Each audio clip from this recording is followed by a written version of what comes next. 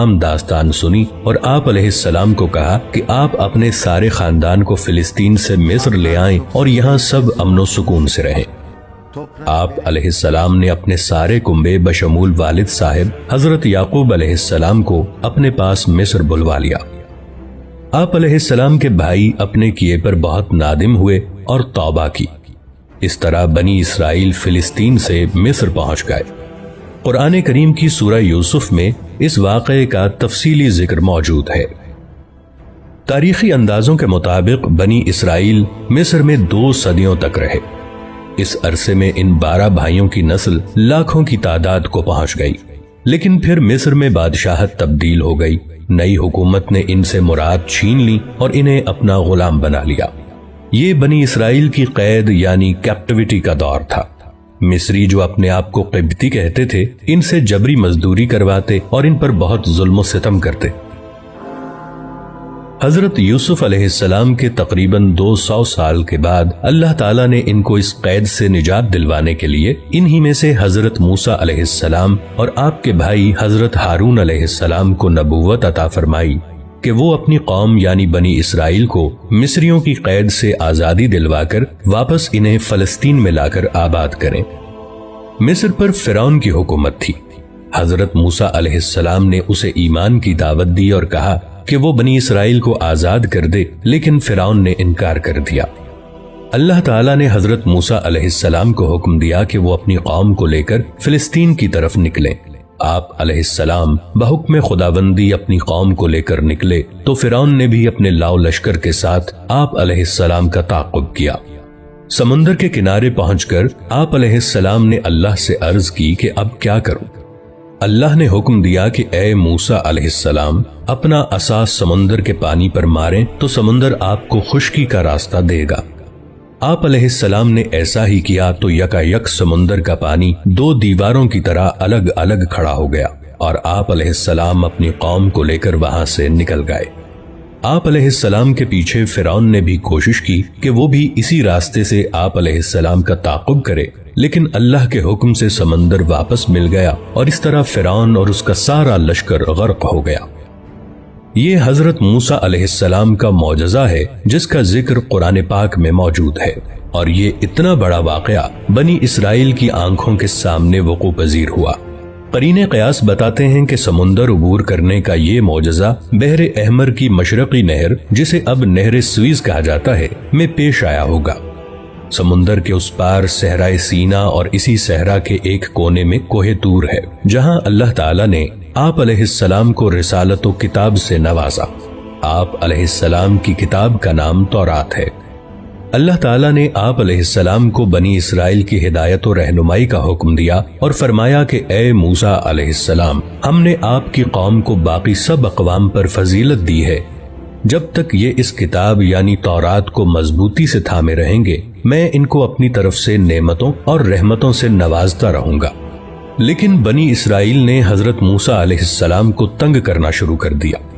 یہ لوگ آپ علیہ السلام کی نافرمانی کرتے اور بے ادبی سے پیش آتے اور تورات کی حکم عدولی کرتے۔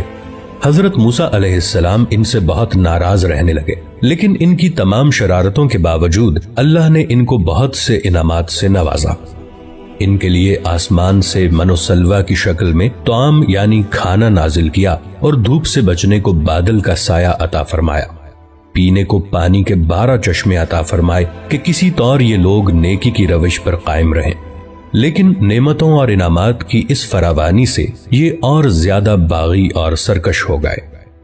پھر حضرت موسیٰ علیہ السلام اور حضرت ہارون علیہ السلام کا انتقال ہو گیا، لیکن اللہ تعالیٰ نے بنی اسرائیل کی ہدایت اور فلاح کا دروازہ بند نہیں کیا، بلکہ ان کے اندر عظیم المرتبہ انبیاء کو مبعوث فرمایا، جیسے کہ حضرت داؤد علیہ السلام اور ان کے بیٹے حضرت سلیمان علیہ السلام۔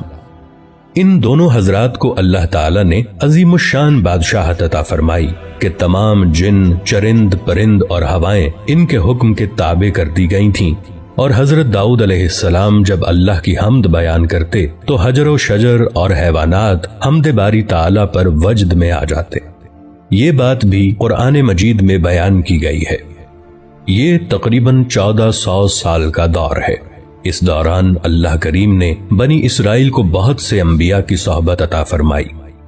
کوئی وقت ایسا نہیں گزرا کہ ان کے درمیان کوئی اللہ کا نبی موجود نہ رہا ہو، لیکن ان کی اکثریت فسق و فجور میں ہی مبتلا رہی، اور یہ لوگ اللہ تعالیٰ کی نافرمانیاں کرتے رہے اور اللہ کے انبیاء کو ستاتے رہے، اور کئی نبیوں کو تو انہوں نے قتل کر دیا۔ اللہ تعالیٰ نے ان کے ان بڑے بڑے گناہوں کی وجہ سے ان پر وقتاً فوقتاً عذاب بھی بھیجا، لیکن یہ لوگ سدھر کے نہ دیے۔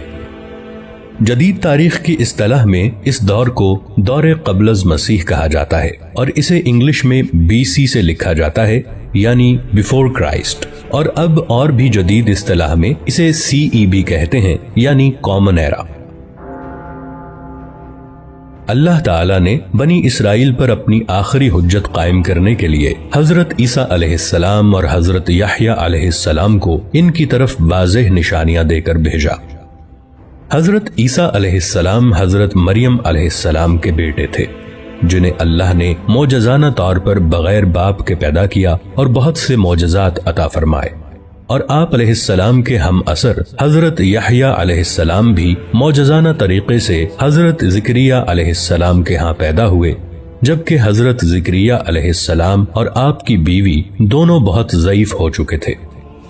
حضرت عیسیٰ علیہ السلام رسول اور حضرت یحییٰ علیہ السلام نبی تھے۔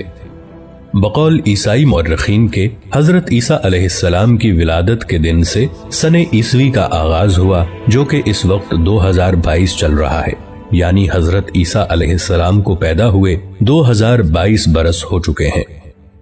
یہاں سے بنی اسرائیل دو قوموں میں تقسیم ہو گئے۔ جو لوگ حضرت عیسیٰ علیہ السلام پر ایمان لائے وہ اپنے آپ کو عیسائی کہنے لگے، اور جو لوگ حضرت عیسیٰ علیہ السلام پر ایمان نہیں لائے وہ یہود ہی رہے۔ جس جماعت یعنی یہود نے آپ کا انکار کیا، انہوں نے آپ علیہ السلام کی والدہ حضرت مریم علیہ السلام کو بہت برا کہا اور حضرت عیسیٰ علیہ السلام کو قتل کرنے کا منصوبہ بنایا، لیکن اللہ تعالیٰ نے ان کے اس اقدام سے پہلے ہی حضرت عیسیٰ علیہ السلام کو زندہ آسمان پر اٹھا لیا۔ حضرت عیسیٰ علیہ السلام کے آسمان پر اٹھائے جانے کے تقریباً 250 سال کے بعد اصحاب کہف کا مشہور واقعہ پیش آیا۔ یہ لوگ امیر و کبیر گھرانوں کے کچھ نوجوان تھے۔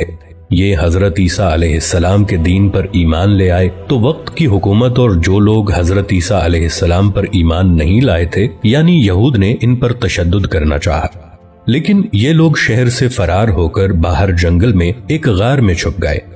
اس غار میں اللہ تعالیٰ نے ان پر نیند طاری کر دی اور یہ اس غار میں کئی سال تک سوتے رہے۔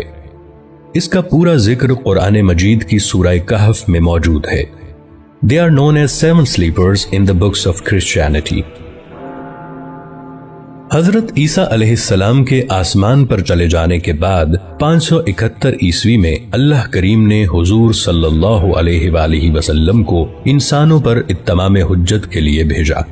حضور سیدنا و نبینا حضرت محمد صلی اللہ علیہ وآلہ وسلم بن عبداللہ بن عبد المطلب مکہ کی سرزمین میں حضرت اسماعیل علیہ السلام بن ابراہیم علیہ السلام کی نسل میں قبیلہ قریش کے خاندان بنو ہاشم کے ہاں جناب عبداللہ بن عبد المطلب اور ان کی زوجہ حضرت آمنہ بنت وہب کے ہاں پیدا ہوئے۔